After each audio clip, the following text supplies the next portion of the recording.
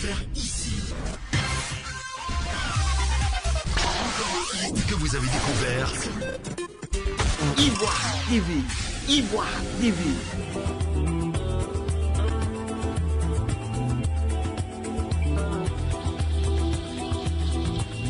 Diabo, localité située à 16 km de Bouaké, chef-lieu de la région de Gbeke, aborde un pan important dans sa politique de développement. Le lycée municipal Nanankissi Benoît Fulbert peut désormais retrouver le sourire. Les incessants cris de cœur des responsables de cet établissement restés sans suite connaissent aujourd'hui un dénouement heureux. Le lycée sera bientôt doté d'un complexe sportif. Le lancement des travaux de ces infrastructures sportives ont eu lieu le mardi 23 juin 2020.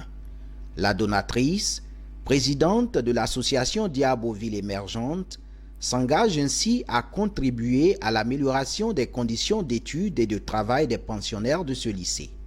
Je m'engage à leur offrir ce terrain pour un lycée qui a été construit en 1986 et qui est fonctionnel depuis 1992, donc 28 ans que les élèves étaient obligés de traverser la route et de se mettre en danger pour aller pratiquer cette discipline sportive. Donc c'est naturel, aujourd'hui j'en ai les moyens et je veux faire participer à toute ma communauté et de permettre qu'à la rentrée 2020-2021, les élèves du lycée de Diabo, après 28 ans d'attente, puissent pratiquer les disciplines sportives dans l'enceinte de l'établissement. Pour Rebecca Yao, chaque fille et fils de Diabo doit contribuer à son développement. Elle entend inculquer le sens du civisme et du don de soi pour sa communauté. La présidente de Diabo Ville Émergente appelle l'ensemble des compétences à un engagement ferme en faveur du développement de la localité. On a un rôle à jouer. On n'est pas obligé de lutter pour faire la même chose. Que chacun de nous prenne un bout. À la fin, c'est Diabo qui gagne. Il y a de la matière et ce ne sont pas les problèmes à résoudre ici qui manquent.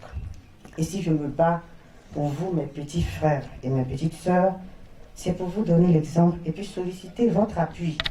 Parce que ma vision qui est de faire de Diabo une ville émergente, je ne veux pas la réaliser sans vous. Je dois vous apprendre à contribuer.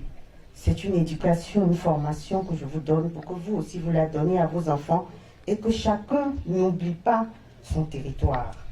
Et il faut que votre contribution à le sort de Diabo, ce soit un réflexe, ce soit systématique, ce soit naturel. Et la deuxième chose que vous ne devez pas oublier, quand vous vous rappelez que nos territoires sont en retard de développement, c'est que votre communauté compte sur vous. Tout ce que vous allez trouver dehors, même si c'est un stylo, même si c'est une gomme, pensez qu'une petite partie doit revenir pour le développement de la communauté, pour les autres. On dit que les enfants sont un don de Dieu, une bénédiction de Dieu. Et quand Dieu a béni quelqu'un, la Bible dit qu'il a béni ses reins. Donc ça veut dire que nous sommes la bénédiction, c'est pas juste arrêter comme ça. C'est ce que nous apportons qui va matérialiser le fait que nous sommes une bénédiction et un don pour notre communauté. Alors nous devons former ensemble cette communauté de bâtisseurs. Les initiatives de développement entreprises par Rebecca Yao sont légion dans la localité. Les autorités coutumières, saluant ces initiatives, exhortent les uns et les autres à une saine appréciation de la politique de développement. Quand on met un enfant au monde, cet enfant doit servir pour tout le monde. C'est le cas de Mme Rebecca aujourd'hui que nous voyons ici, qui a pensé personnellement, ne pas penser construire des étages ou bien des choses ailleurs pour pouvoir bénéficier de son bien, mais qui pense au relais des autres qui doivent devenir peut-être comme elle et plus qu'elle, venir investir ce qu'elle a à Diabo pour que nos enfants ne traversent plus les rues, n'aillent plus ailleurs et que la compétition soit au même niveau.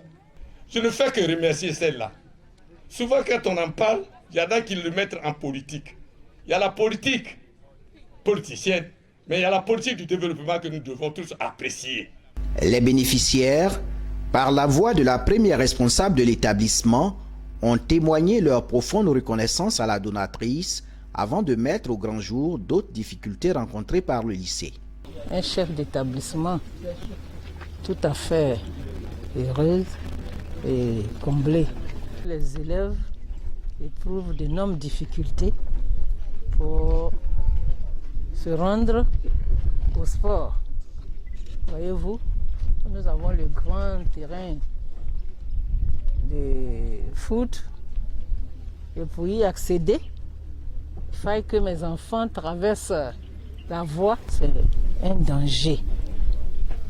Donc, pour nous, avec l'avènement de Madame Yao Rebecca, nous pensons que les choses vont changer. Et tous, nous optons pour l'émergence.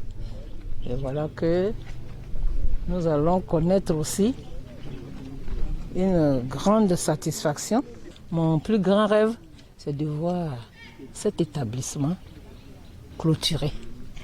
Il n'y a pas de clôture. Que nous ayons une cantine moderne, avec un réfectoire moderne. Ça me tient aussi à cœur. Également une salle multimédia. On a essayé, on a tenté, on a cherché. On n'a jamais eu de donateur pour nous. Que l'éclairage puisse arriver dans cet établissement. Plus qu'un lancement, cette cérémonie a été l'occasion pour les autorités sous-préfectorales, coutumières et éducatives de sensibiliser les populations au respect des mesures barrières éditées par le gouvernement en vue d'une lutte efficace contre la Covid-19.